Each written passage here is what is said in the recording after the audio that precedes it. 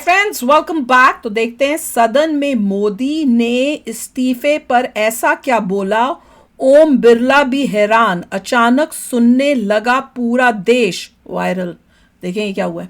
Video शुरू करते हैं। वीडियो शुरू करने से पहले अगर आप चैनल पर नए हो और आपने अभी तक सब्सक्राइब नहीं किया तो जल्दी से पहले सब्सक्राइब के बटन और बेल आइकन को क्लिक कर लो ताकि आपको हमारे सारे न्यू वीडियोस के नोटिफिकेशन मिल जाए जैसे हम अपलोड करें। अगर आपको वीडियो पसंद आता है प्लीज लाइक एंड शेयर। चलिए शुरू करते हैं। संविधान के तहत सरदार साहब ही देश के प्रधानमंत्री बनते हैं, लेकिन लोकतंत्र में श्रद्धा नहीं, खुद के संविधान पर विश्वास नहीं, खुद के ही संविधान को स्वीकारना नहीं, और सरदार साहब देश के प्रधानमंत्री नहीं बन सके और ये बैठ गए। वही तो अपनी पार्टी के संविधान को, जो लोग अपनी पार्टी के संविधान को नहीं मानते, ठीक बोला, वो कैसे देश के संविधान को स्वीकार कर सकते हैं। तो आप ऐसी बात कैसे कर सकते हो। सच है। पापा कौन खड़ा है ये। आदरणीय सभापति जी, जो लोग संविधान में लोगों के नाम ढूंढते रहते हैं, मैं जरा बताना चाहता हूं। कांग्रेस पार्टी के एक अध्यक्ष हुआ करते थे और वो अति पिछड़े समाज से आते थे। अति पिछड़े, पिछड़े भी नहीं, अति पिछड़े समाज से आते हुए क्या हुआ उनको? उनके अध्यक्ष श्रीमान सीताराम केसरी जी, कैसा अपमान किया गया। कहते हैं बाथरूम में बंद कर दिया गया। ओ, हमने सुना था। उठा करके फुटपाथ पर फेंक दिया गया। पुराना बता रहे फाइल। ओ, मुझे लगा अभी की है। अपनी पार्टी के संविधान में ये तो कभी नहीं लिखा गया, लेकिन अपनी पार्टी के संविधान को न मानना, लोकतंत्र की प्रक्रिया को न मानना और पूरी कांग्रेस पार्टी पर एक परिवार ने कब्जा कर लिया, लोकतंत्र को नकार दिया। आदरणीय सभापति जी,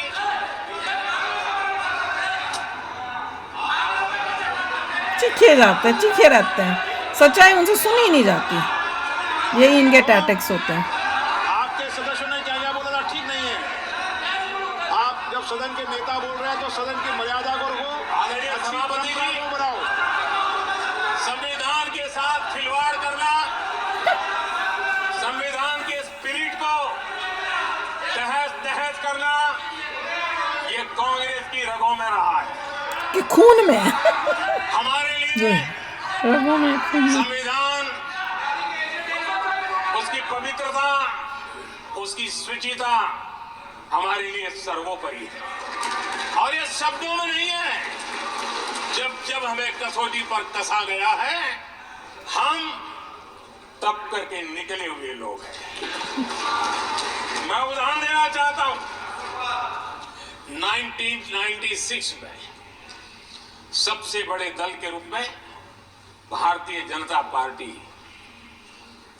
जीत करके आई, सबसे बड़ा दल था, और राष्ट्रपति जी ने संविधान की भावना तहत सबसे बड़े दल को प्रधानमंत्री के शपथ के लिए बुलाया, और 13 दिन सरकार चली।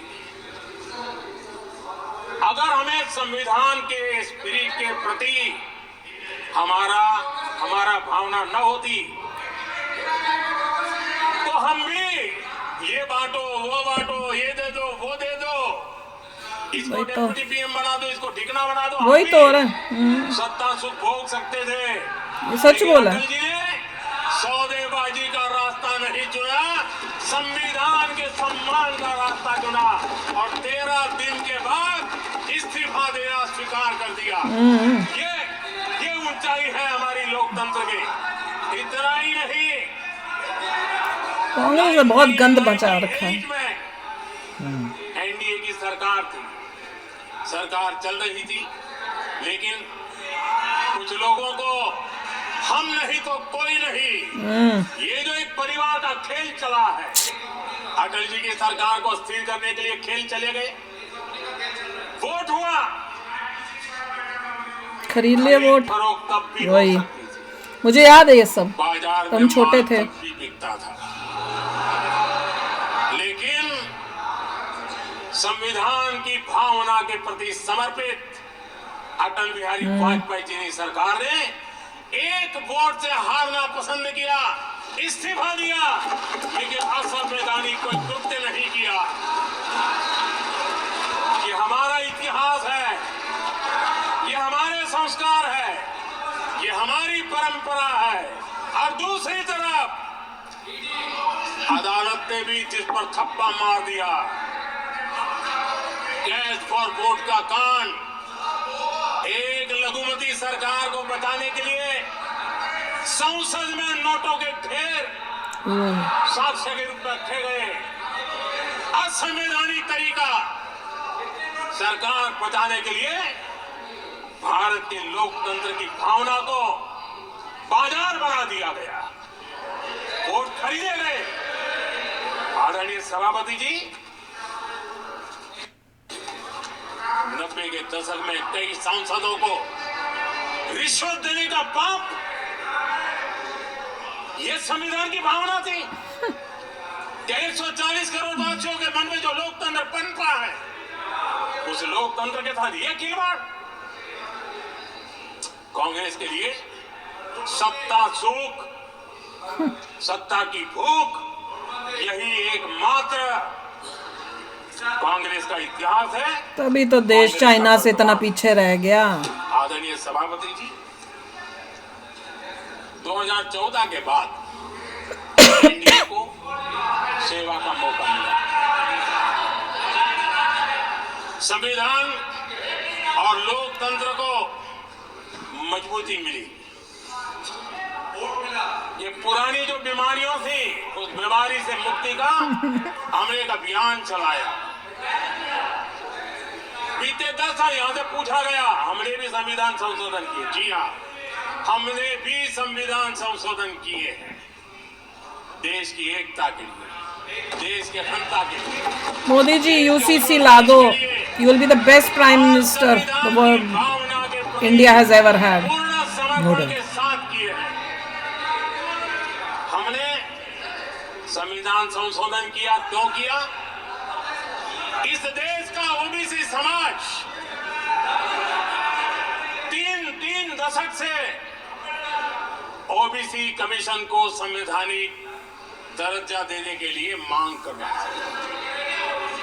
ओबीसी के सम्मान के लिए, उसको संवैधानिक दर्जा देने के लिए हमने संविधान संशोधन किया है।